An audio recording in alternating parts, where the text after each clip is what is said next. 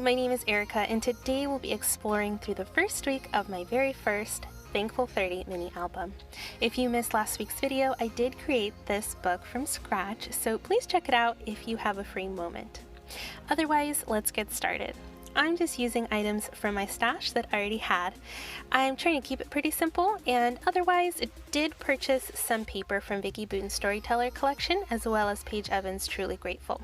The journal cards you see on the left I did create in multiple colors on my computer, so if you're wanting some or are in need of some, I have a download link below, both in PDF format and PNG as well. I have found over time that I'm way more successful at a project and more likely to stick with it if I'm continuously inspired by it. And if I'm continuously inspired by it, that means that I am using items that bring me joy in the moment. So as to say, I'm keeping this project pretty low-key. I don't have any rules or regimented design ideas or anything like that. I'm simply just expressing a few things that I'm grateful for and finding some doodads that will complement the spread at the time. For day one, I express gratitude for my job, as it allows me to work from home and spend time with my child and watch her grow. For day two, I'm grateful for my home.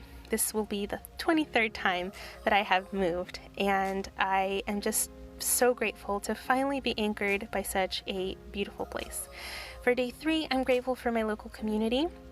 I never had this in San Diego, but up here, our community is so generous and so knowledgeable. I have learned everything from soap making to growing carrots to making my own sugar scrubs to volunteering to sort some glean and harvesting dandelions and making my own teas and jellies, and it's been absolutely incredible. So the lady in the photo is Lena. She is such a dear friend and she is so generous. She does so much for the community and her family. If I told you half of the things she does in a day, you would be completely exhausted just hearing me talk about it. My camera went a little wonky. I'm not quite sure why, so I do apologize. But for the following day, I'm grateful for my thirst for knowledge. And there I am in a library. I have always been this way. I have loved learning about different things, how to do different things. I am very much a crafter, a maker, and I will always be a student of life. So that is something that I've always been grateful for.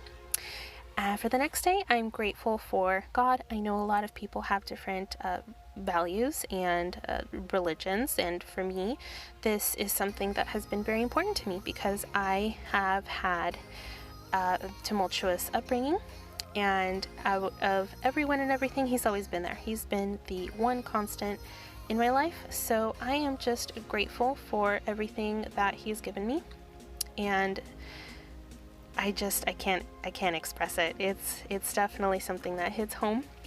So I knew I wanted to convey that, which is why I repeated that stamp that says all the feels, and that's from Felicity Jane.